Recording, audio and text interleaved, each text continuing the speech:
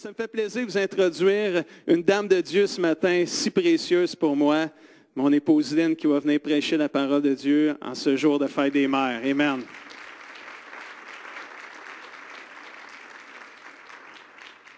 Juste avant, quittez pas trop vite, on a une fleur à remettre à toutes les mamans avant de partir à la réunion. Il y a une vidéo, un court vidéo qu'on veut présenter juste après la prédication.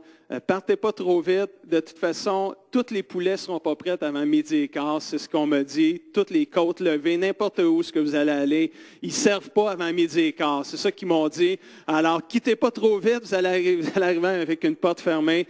Et j'ai un poème à lire à toutes les mamans. Puis c'est à la fin. Vous n'avez pas le choix, il faut vous rester jusqu'à la fin. Lynn, prêche la parole de Dieu avec la passion de Dieu.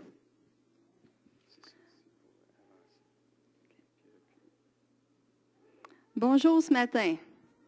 Que Dieu vous bénisse abondamment et bonne fête à toutes les mamans. Que Dieu vous bénisse vraiment d'une façon spéciale aujourd'hui. Et mon but ce matin, c'est de vous faire voir et de vous faire comprendre. Et je trouvais ça drôle, tout le mouvement qui s'est fait ce matin, mais de vous faire comprendre vraiment comment Dieu, votre Père, comment est-ce qu'il aime ses enfants, comment est-ce qu'il aime son peuple. Et le but de la prédication ce matin va aller vers ça. Mais le titre de mon message, c'est « Qu'est-ce qui t'empêche de recevoir? » Qu'est-ce qui t'empêche que tes prières soient exaucées? Et peut-être que tu te poses cette question-là souvent ou parfois. Pourquoi que quand je prie, je n'ai pas de réponse? Pourquoi j'ai l'impression que Dieu ne me répond pas? Pourquoi qu'il n'arrive jamais rien quand je lui demande? Et vous savez, il y a certains obstacles face à l'exaucement, face à la prière. Il y a des obstacles entre nous et Dieu qui peuvent bloquer ce flou, cette communion, cet exaucement qu'il peut avoir entre vous et Dieu. Et ce matin, on va voir certains obstacles, pas tous, mais on va en avoir quelques-uns, des obstacles peut-être que des fois on ne pense même pas, mais ça touche tellement de gens, tellement de monde. Et le premier point, bien sûr, je ne pouvais pas passer par-dessus.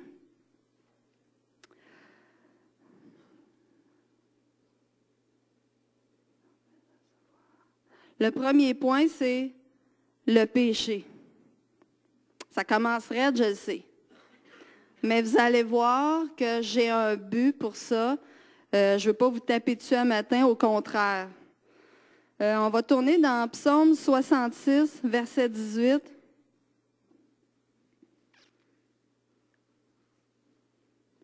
Je vais vous faire comprendre cet obstacle-là qu'il y a entre nous et Dieu. Si j'avais conçu l'iniquité dans mon cœur, le Seigneur ne m'aurait pas exaucé. Et j'ai un deuxième verset au Isaïe. J'ai quand même plusieurs versets. Si ça vous tente de courir, vous pouvez. Sinon, je les ai tous à l'écran.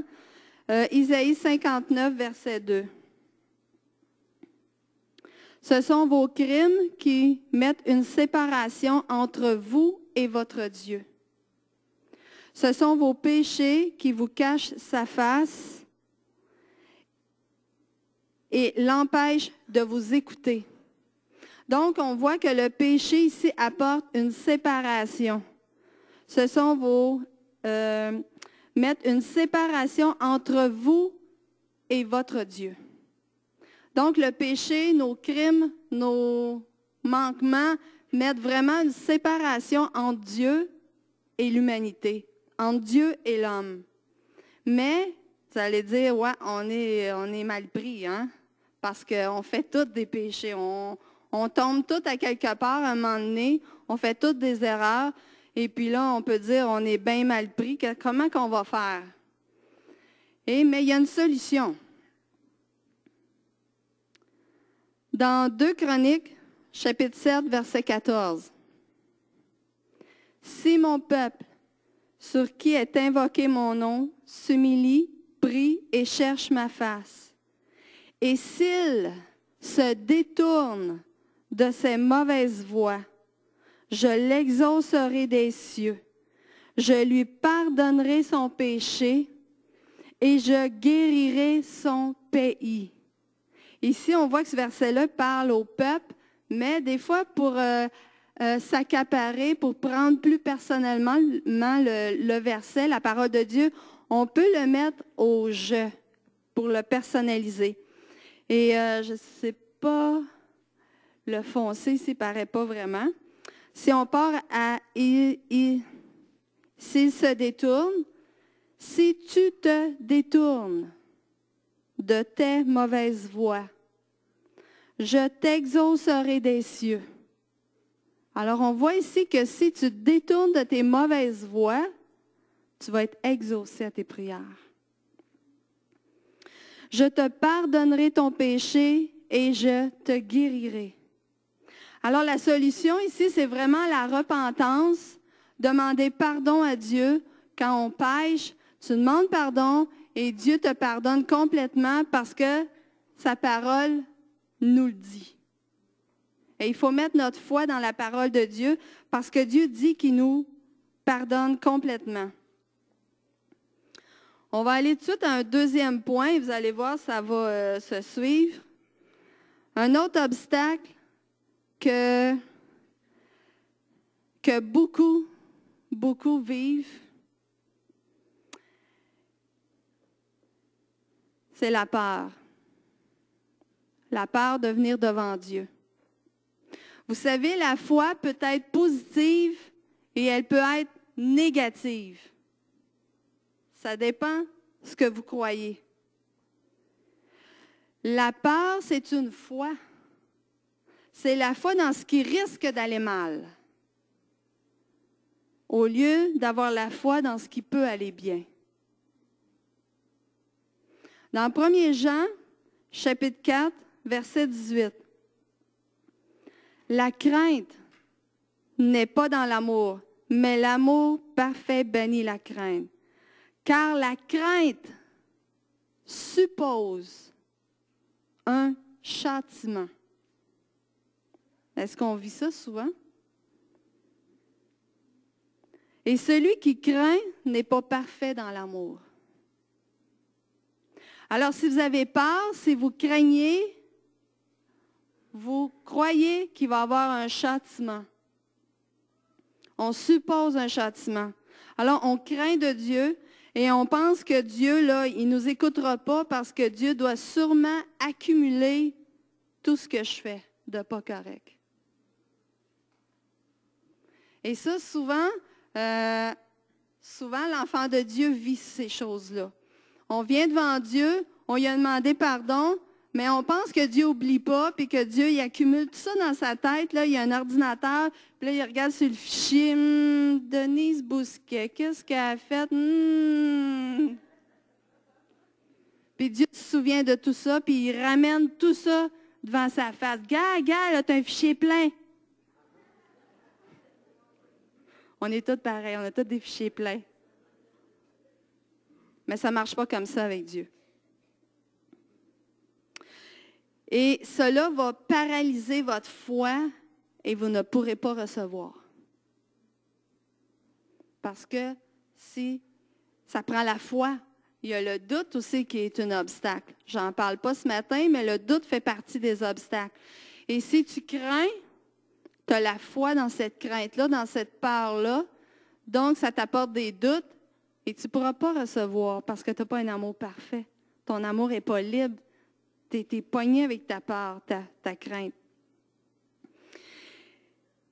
Elle va vous emmener aussi, la peur et la crainte vont vous emmener à croire ce que le diable et les autres vous disent. Vous savez, l'ennemi, il aime bien ça, il n'y a rien que ça à faire. De venir nous souffler toutes sortes de choses dans nos oreilles, dans nos pensées. Et là, on se met à croire ça. Et on croit ça au lieu de croire ce que Dieu dit. Ce que Dieu dit là-dedans, dans la parole de Dieu. Et c'est tout à fait le contraire, ce que Dieu dit et ce que l'ennemi dit. Complètement le contraire. Le prochain verset, 1 Jean 1, verset 9. C'est toujours important de s'arrêter bien comme il faut sur chaque mot de la parole de Dieu, des versets, parce qu'on peut lire ça vite, là, puis on va retenir peut-être juste un mot, mais vraiment de s'arrêter sur chaque mot. Si nous reconnaissons nos péchés, si tu reconnais ton péché, il est fidèle et juste, et par conséquent, il nous, quoi?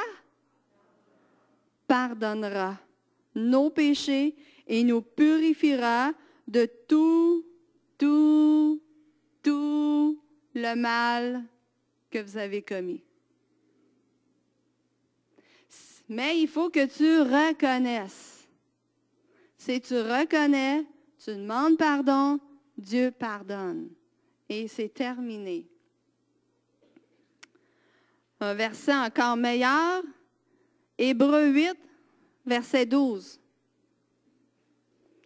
Parce que je pardonnerai leur iniquité et que je ne me souviendrai plus de leurs péchés.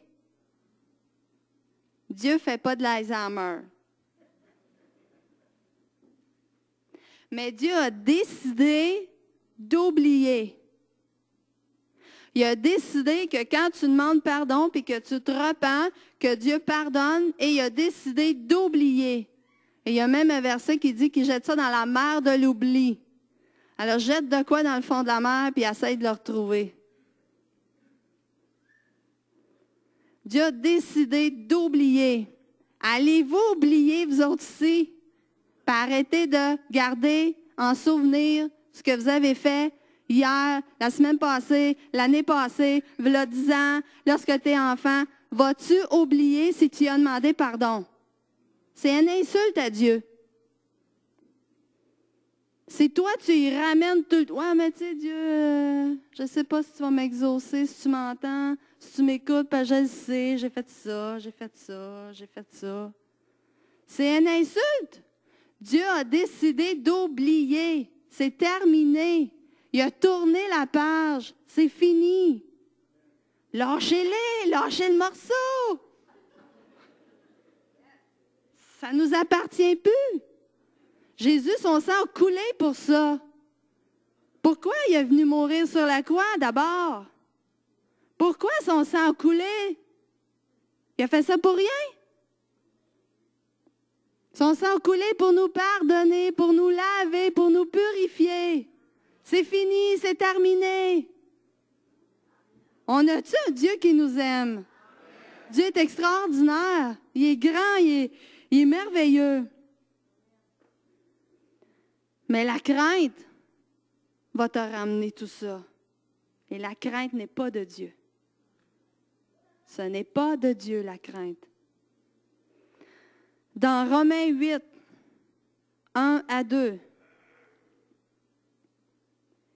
il n'y a donc maintenant aucune, oh, vous êtes bons, condamnation pour ceux qui sont en Jésus-Christ. En effet, la loi de l'esprit de l'esprit de vie en Jésus-Christ m'a affranchi, m'a libéré. On est libéré de la loi du péché et de la mort. Il n'y a aucune condamnation pour ceux qui sont en Jésus-Christ. Est-ce qu'on va commencer à croire la parole de Dieu? Puis l'ennemi, là, pour une fois pour toutes, là, à le botter. Puis dire, ça suffit tes histoires. Prochain verset, Luc 18. Maintenant, je vais commencer à rentrer pour le but que j'ai au début, comment Dieu t'aime. C'est incroyable. Vous allez voir comment ce que Dieu vous aime, c'est incroyable. Chacun de ses enfants. Dans Luc 18, versets 15 à 17. Des gens emmenèrent à Jésus de tout petits enfants pour qu'il pose les mains sur eux. Mais quand les disciples virent cela, ils leur firent des reproches. Jésus les fit venir et leur dit, « Laissez les petits-enfants venir à moi et ne les empêchez pas, car le royaume de Dieu appartient à ceux qui leur ressemblent. Vraiment, je vous l'assure, celui qui ne reçoit pas le royaume de Dieu comme un petit enfant n'y entrera pas. Ouch! Vous êtes mieux d'agir comme un enfant devant Dieu. Et ici, j'ai une petite histoire. Non.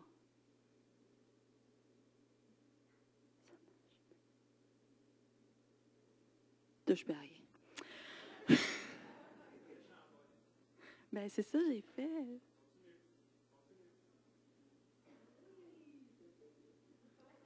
Bon, la technologie. J'ai une petite histoire. J'ai déjà travaillé dans les CPE et je me promenais d'un CPE à l'autre, qui est des garderies. Et puis, après le dîner, on les préparait pour la petite toilette et tout ça, puis ils vont faire un dodo. Mais avant le dodo, on leur raconte une histoire. Un enfant, là, si tu lui fais plaisir, tu lui racontes une histoire. Et quand il venait le moment de l'histoire, je disais aux enfants, bon, venez-vous-en, on va s'asseoir en rond, je vais vous lire une histoire ou je vais vous raconter une histoire. Et puis là, les enfants, là, écoute, là, ça arrive en courant, là. Puis là, c'est le premier qui s'assied sur tes genoux. Puis le premier qui s'assied à ta droite, le premier qui s'assied à ta gauche, puis les premiers qui se mettent drette là devant toi, là. Parce qu'ils veulent être proche de toi. Être comme des enfants.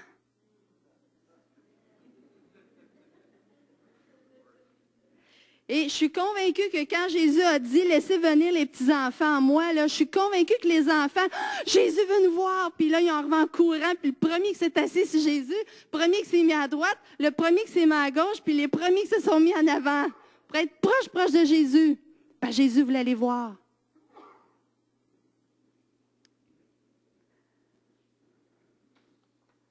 Le royaume des cieux appartient à ceux qui leur ressemblent. Ouais, mais tu sais, je ne suis pas un enfant, comment je peux agir comme ça? Moi, quand je rentre dans ma chambre, je ferme ma porte, je me mets à genoux quand je veux rencontrer Dieu. Et puis là, je ferme mes yeux, puis là, j'ai l'impression là, que je suis juste proche de Dieu. Là. Puis j'ai l'impression que Dieu est assis sur une grosse chaise d'un roi, là, parce que moi, je vois Dieu comme un roi, Dieu est roi. Et je le vois assis sur son trône, là. Puis là, je suis juste là, à genoux, juste à ses pieds, juste proche de Dieu. Là. Puis là, juste pour lui dire comment je l'aime. Comment je suis contente de venir dans sa présence. Comment il est merveilleux, comment il est tout-puissant. Le remercier pour tout ce qu'il fait. Puis après ça, je vais commencer à prier pour les gens que j'aime, pour mes enfants, mon mari, les gens que je sais qui ont des besoins. Je vais prier pour l'Église, je vais lui demander plein de choses. Puis je sais qu'il m'écoute, je suis juste devant lui.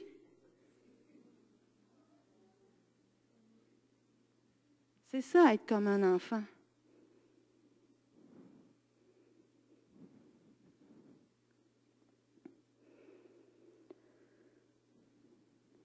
Un autre point.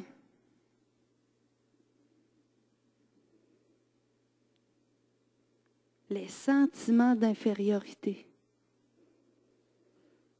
Ne pas se sentir à la hauteur. Ne pas se sentir assez bon. Pas assez digne. Ah, ben tu sais, moi... Si tu saurais tout ce que j'ai fait, c'est sûr que Dieu ne m'aime pas vraiment. Peut-être un peu, là, mais pas trop. Il y en a qui ont presque jamais rien fait, là, tu sais. Il y en a qui... Il me semble qu'ils n'ont rien fait. Ils doivent les aimer bien plus. Mais Dieu, il a tout oublié. Donc, on tombe tous pareils. Il nous voit tout au travers du sang de Jésus. C'est quoi qu'il voit quand il nous regarde? Il voit le sang de Jésus, il voit son Fils au travers de nous. Donc, on est tous de la même couleur devant lui. On est tous pareils. On est tous rouges. Ou on est tout blanc, on est blanchi. C'est plus beau, hein?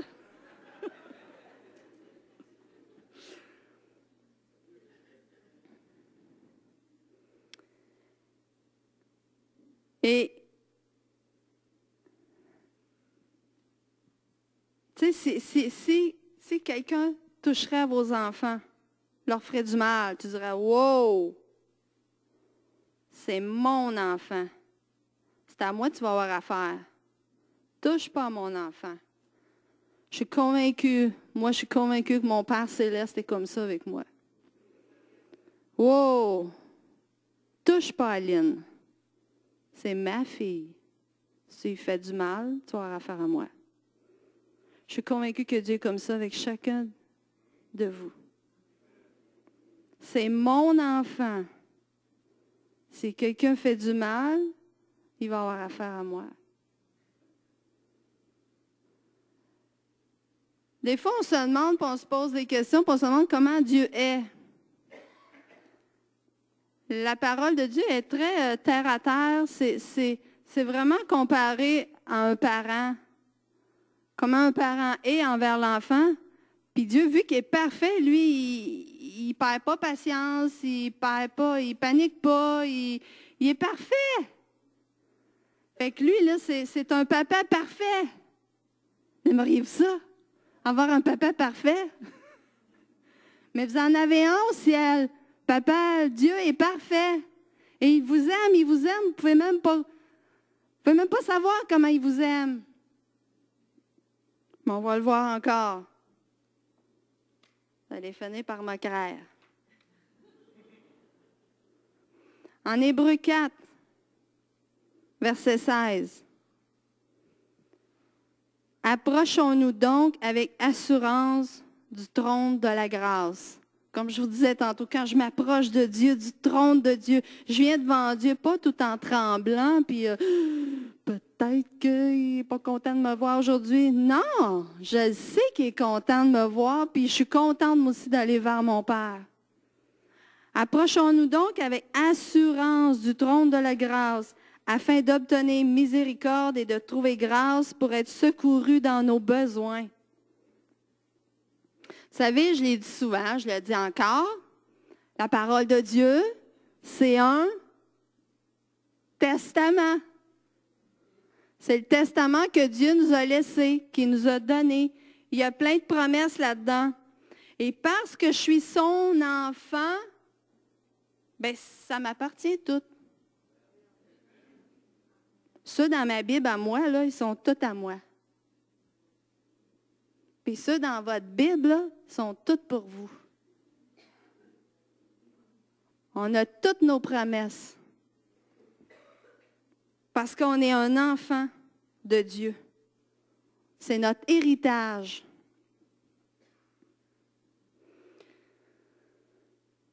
Imaginez, tu sais, il ne faut pas venir devant Dieu comme un mendiant. S'il vous plaît, Seigneur. Tu sais, on n'est pas des mendiants, on est des enfants de Dieu.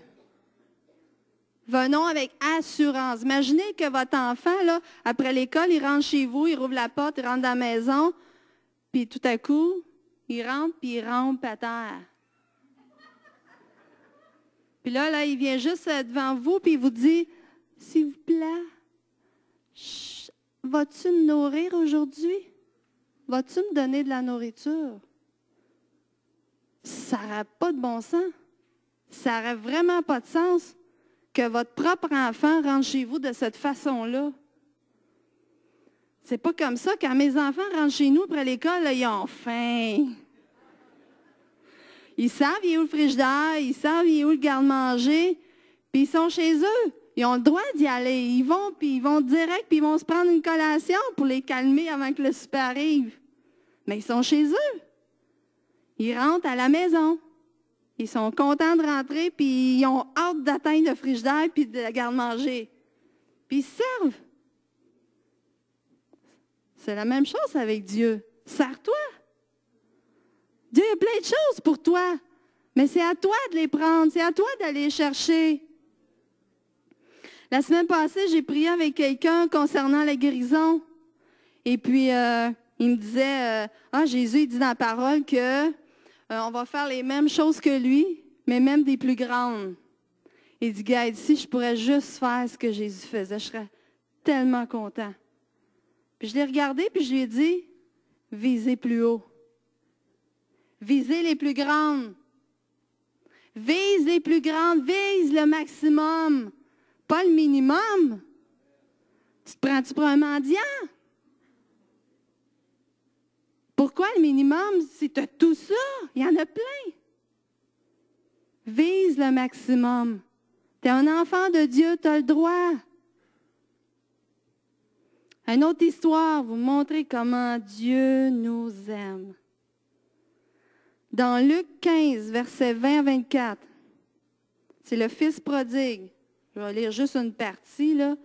Mais pour ceux qui ne connaissent pas l'histoire du fils prodigue, c'est un fils qui demande à son père, il est tanné d'être chez eux, il demande à son père son héritage, puis il part avec son héritage, puis il va toute la flouber. Il va toute la dépenser, et puis un jour, il arrive à bout de source, et puis il décide de revenir à la maison. Mais vous savez, cette histoire-là, ce n'est pas une vraie histoire, c'est une parabole. Et le Père, dans cette histoire, c'est Dieu. C'est pour montrer comment Dieu est. Et le Fils, c'est chacun de nous. Je sais que cette histoire-là parle plus de celui que l'enfant de Dieu, qu'il décide d'aller rejouer dans le monde, il décide de s'éloigner de Dieu, puis il décide d'aller faire sa vie, puis un jour, il revient. Mais quand on pêche ou on tombe, c'est un peu quand même, pas au même degré, mais il vient de se faire une séparation et on doit passer par la repentance pour retrouver encore cette communion avec Dieu. Et Dieu oublie. Et ici, il y a quelques mots que je vais changer, juste pour le rendre encore plus clair pour vous. Il se mit donc en route pour se rendre chez son père. Comme il se trouvait encore à une bonne distance de la maison, Dieu l'aperçut et fut pris d'une profonde pitié pour lui.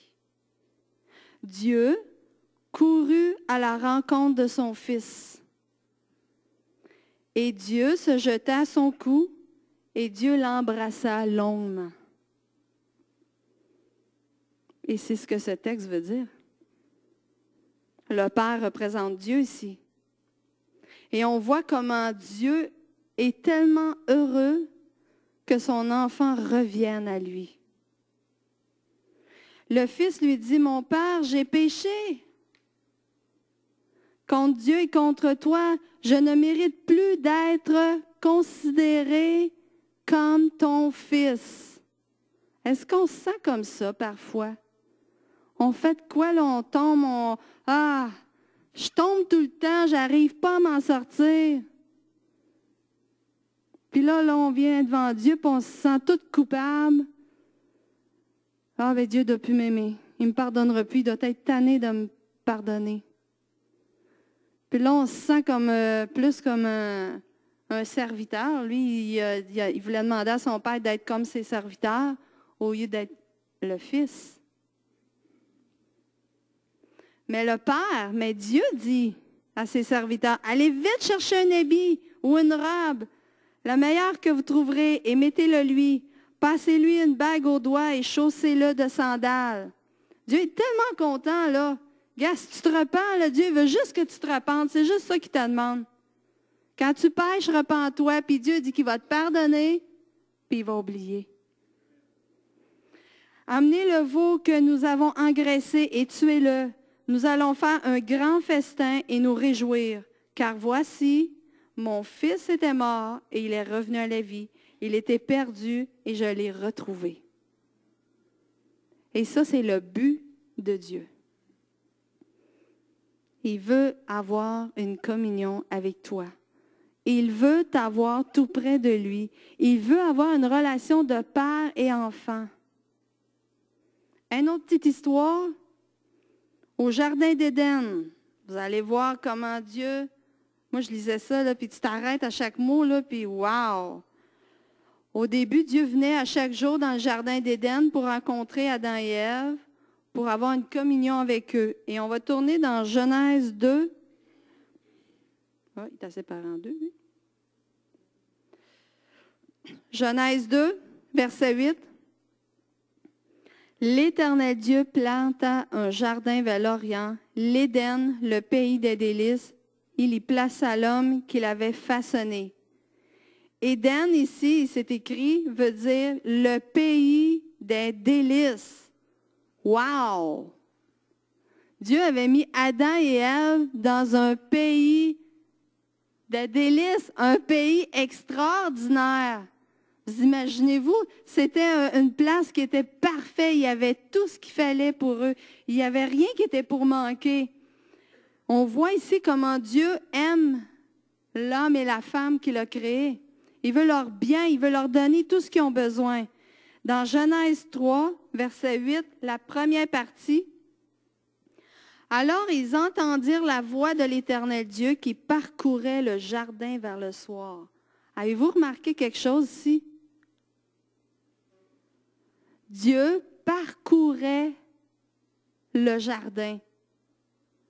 Dieu cherchait Adam et Ève. Dieu s'en venait comme d'habitude. Il s'en venait, à tous les jours il le faisait, il venait avoir un temps avec Adam et Ève. Dieu veut ce temps à chaque jour avec toi.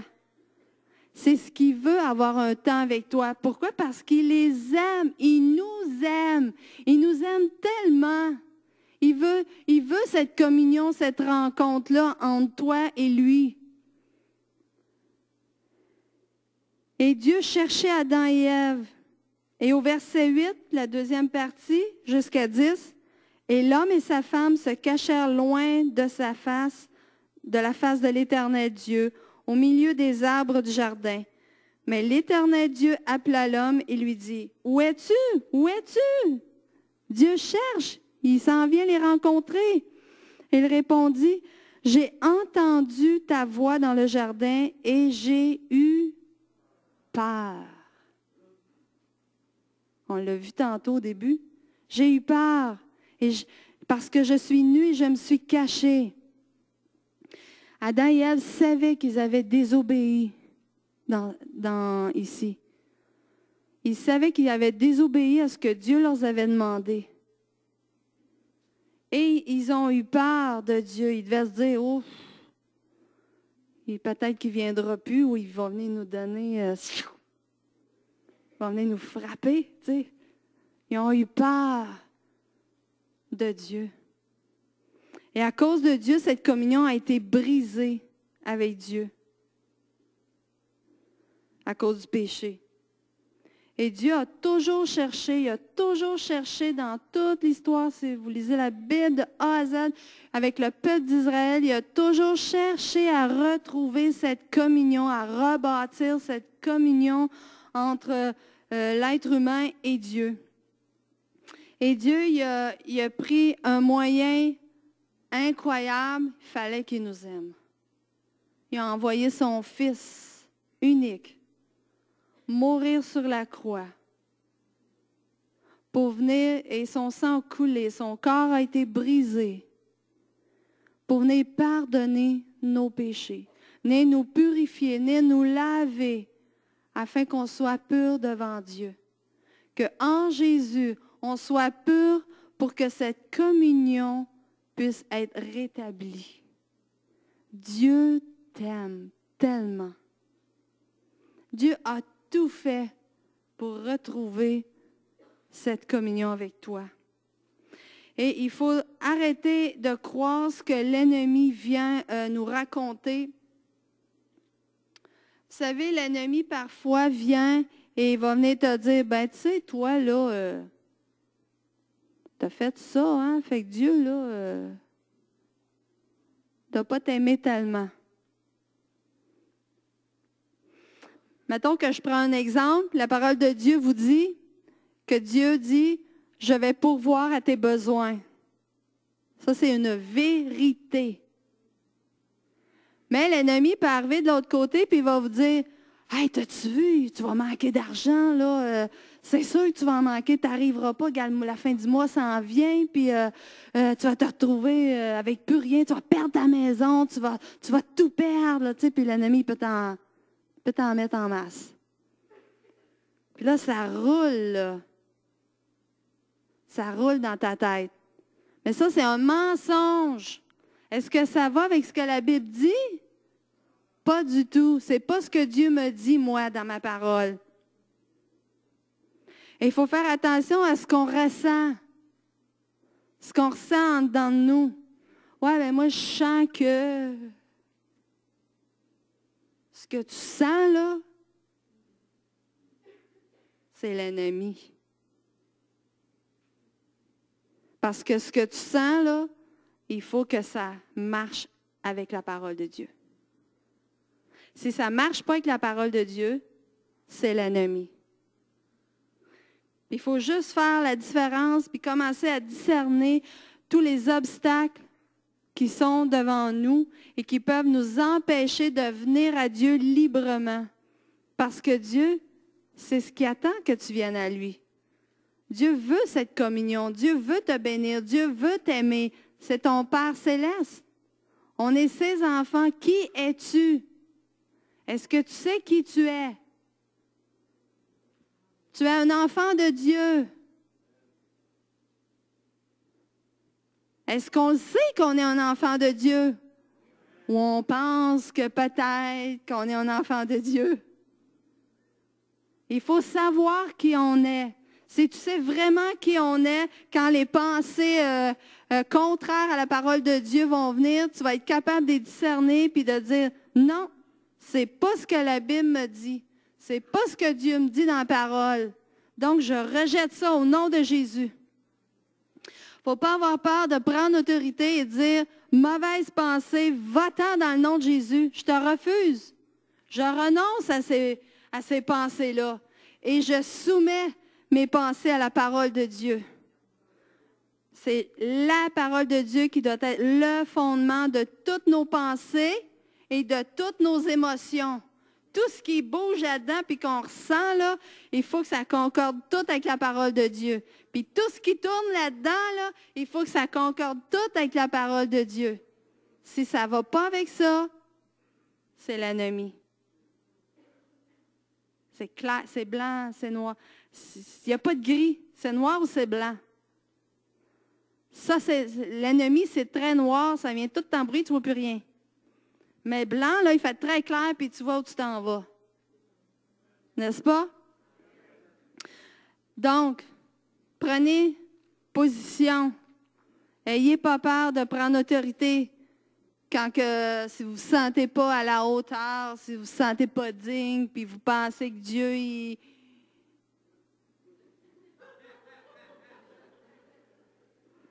Excusez. Je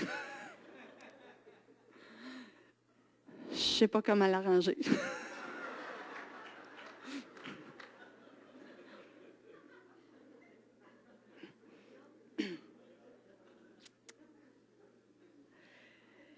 Et c'est ça. Fait que. Donc, prenez position quand l'ennemi vient avec les pensées ou les émotions ou tout ce que vous voulez ou tous les obstacles qu'il peut y avoir. Repoussez ça dans le nom de Jésus. Et il faut regarder à la parole de Dieu. Quand vous ne vous sentez pas bien puis ça commence à tourner là-dedans, ouvrez la parole.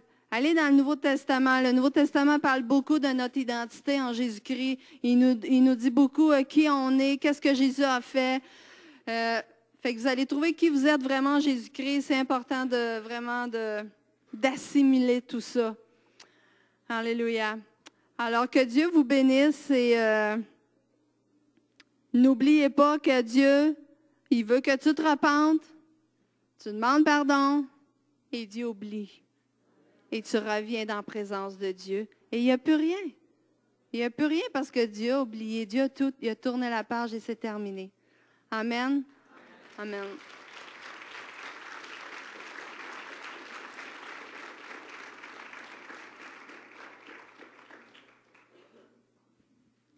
Merci. Merci, chérie. On va l'arranger. Okay. Alors, tous ceux qui ont de la misère avec les ordinateurs, soyez rassurés, vous n'êtes pas seuls. Amen. Et Lynn avait à cœur qu'on fasse juste une présentation d'un cours vidéo qui encourage beaucoup les dames, vu que c'est la fête des mères aujourd'hui. Je vais juste arranger ça comme il faut. Il faut que je lâche le micro.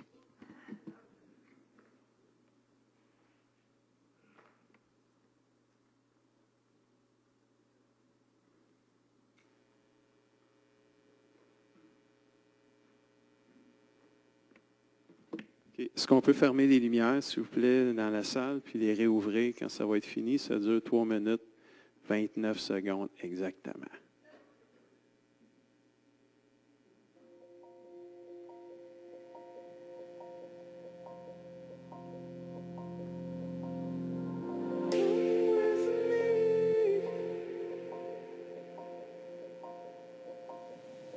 Vous êtes belle. Vous êtes intelligente. Vous êtes drôle. Vous êtes généreuse. Vous êtes unique. Vous êtes digne d'être aimée et de recevoir de l'affection. Vous n'en faites jamais trop et vous en faites toujours assez. Vous êtes précieuse. Vous êtes un diamant, une rose, une perle, la créature la plus merveilleuse de toutes les créations de Dieu. Vous valez bien plus que vous ne pouvez l'imaginer, plus que votre poids, que vos produits capillaires ou les chaussures que vous portez, plus que le nombre de filles qui aimeraient être à votre place ou le nombre de garçons qui aimeraient être avec vous, plus que le prix de vos vêtements ou le pourcentage obtenu à votre examen de maths, et même plus que le nombre d'abonnés que vous pouvez avoir sur Twitter. Votre valeur surpasse toute chose terrestre, parce qu'aux yeux du Dieu Tout-Puissant, vous êtes aimés et vous méritez que l'on sacrifie sa vie pour vous. Peu importe qui vous pensez être, que vous posiez dans des magazines ou fassiez de la poterie avec votre grand-mère, que vous fassiez partie de la liste des personnes privilégiées ou invisibles, que vous soyez responsable des meneuses de claques ou en décrochage scolaire, que vous soyez mademoiselle populaire ou que vous n'ayez jamais eu d'amis, que vous vous aimiez votre vie, que vous ne puissiez pas supporter de vous regarder dans un miroir ou que vous ayez l'impression que tout s'écroule dans votre vie, que vous vous considériez comme une plus grande gagnante ou le plus grand échec de ce monde. Peu importe qui vous pensez être, la réalité est que vous méritez quelqu'un qui va sacrifier sa vie pour vous, parce que vous êtes puissante, forte, capable. Regardez les femmes de la Bible, Ruth, Esther, Marthe, Marie. Ces femmes ont changé le monde à jamais. Au fond de vous, chacune d'entre vous est une femme avec ce même pouvoir, cette même force et cette même capacité à changer le monde. Votre responsabilité est de trouver cette femme en vous et de rendre à cette femme sa liberté. Voilà qui vous êtes. Toute voix dans vos pensées qui essaie de vous faire croire le contraire vient de l'ennemi. La prochaine fois que vous entendrez cette voix, dites-lui, non, pas moi, Satan. Je suis la fille du Dieu vivant, je suis protégée, aimée et valorisée au-dessus de toutes choses par le Créateur de toutes choses, pour la gloire de toutes choses. Je suis merveilleuse. Ne l'oubliez jamais. Je vous en prie. Amen. Wow.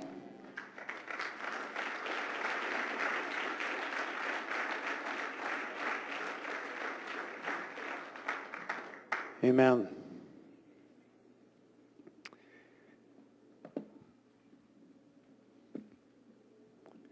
J'aimerais terminer avec un poème que j'aimerais lire pour les mères.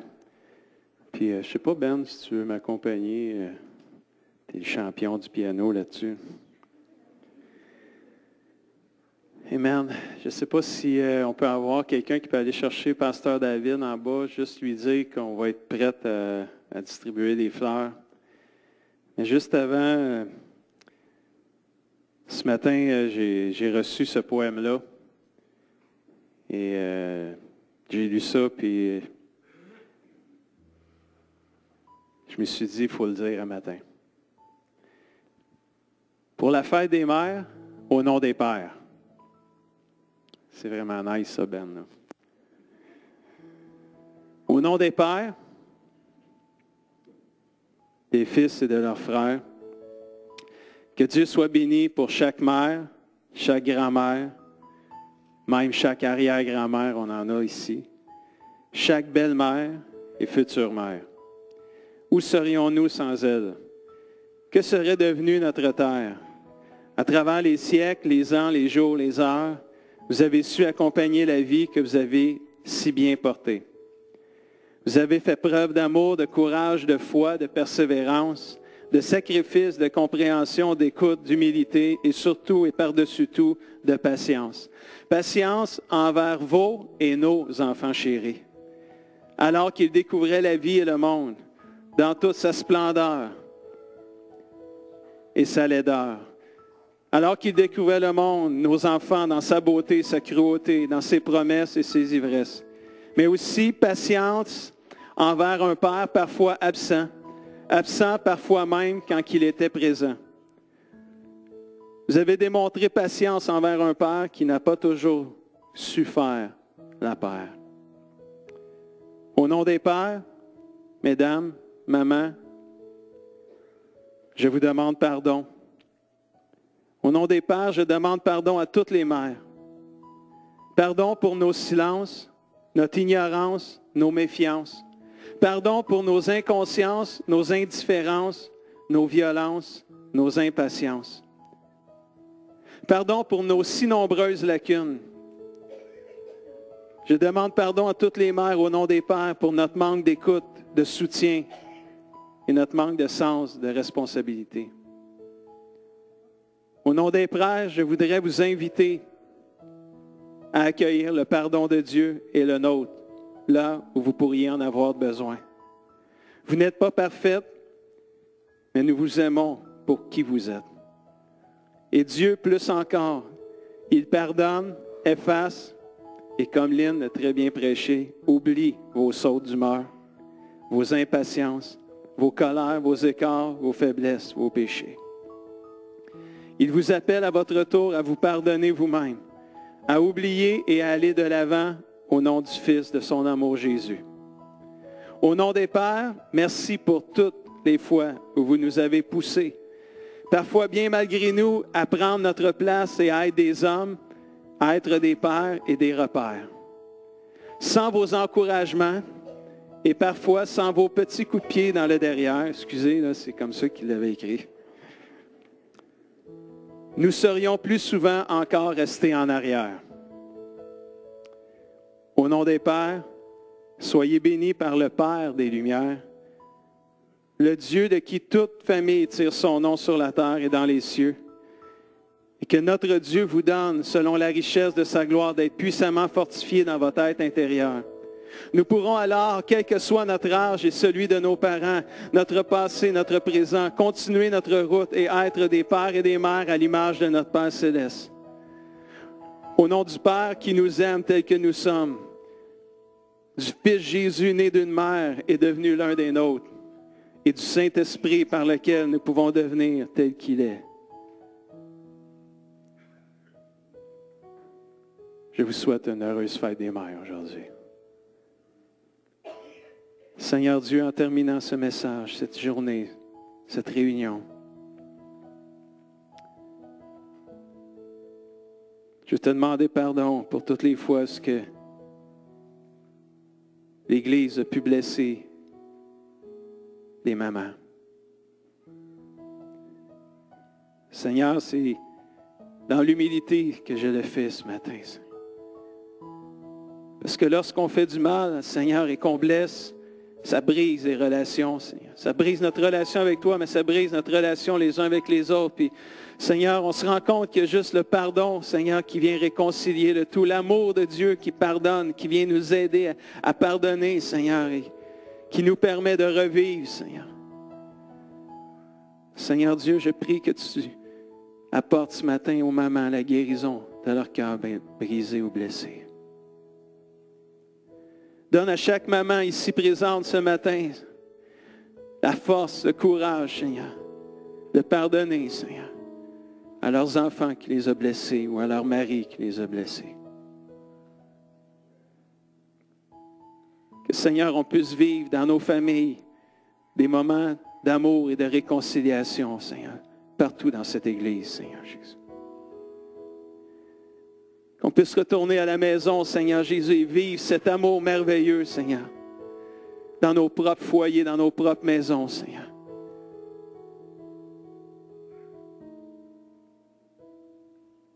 C'est dans le nom de Jésus que je prie. Amen. Ce matin, on veut honorer nos mamans.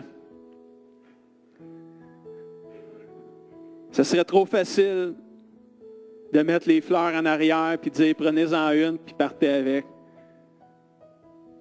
Ce ne serait pas VIP, en tout cas, ça c'est sûr et certain. Pour moi, c'est des moments privilégiés comme pasteur. C'est dur de donner la main à tout le monde, on est trop de monde. Mais quand on peut s'arrêter à un moment donné et dire aux gens qu'on les aime, qu'on les apprécie, c'est tellement important. Puis la piano, là, c'est hot. Continue, Ben, c'est vraiment bon. J'aimerais honorer ce matin nos arrière-grand-mamans. Je le fais à chaque année, mais anyway, c'est comme ça. Vous avez peut-être hâte d'être arrière-grand-mère, je ne sais pas. Mais ce matin, je sais que nos arrière-grand-mamans, les jambes, il y en a moins là, qu'il y en avait. Là. Je vais juste vous demander de vous lever. Les pasteurs, Gabriel, David, tu es là. Levez-vous les arrière-grand-mamans, c'est nous qui allons aller vous les porter ce matin. On va les compter comme il faut. Là. On a une, là, les arrière-grand-mamans. Soyez pas gênés, là. Puis David, je vais te laisser ta mère en plus de ça. Là. Je ne lierai pas là. Amen. Denise. OK, on va aller vous voir. On a deux ici. Madame Dufault, Madame Saint-Germain. Fait que Denise, tu vas aller voir Madame Dufault, Madame Saint-Germain. On a Madame Godbout en arrière. Puis on a Madame Bossé. Fait que David, toi, tu prends ta mère, David. C'est bon, c'est correct. Gab, tu vas aller voir Madame Bossé, Madame Godbout. Puis moi, je vais prendre ma mamie ici, spirituelle, Madame Tétrault et Ghislaine. Amen. Quelle couleur vous voulez? N'importe quelle. C'est ça, une arrière-grand-mère. N'importe quelle. En avez-vous une particulière, vous? N'importe quelle? Bon, ben, bien. Amen. On vous aime beaucoup.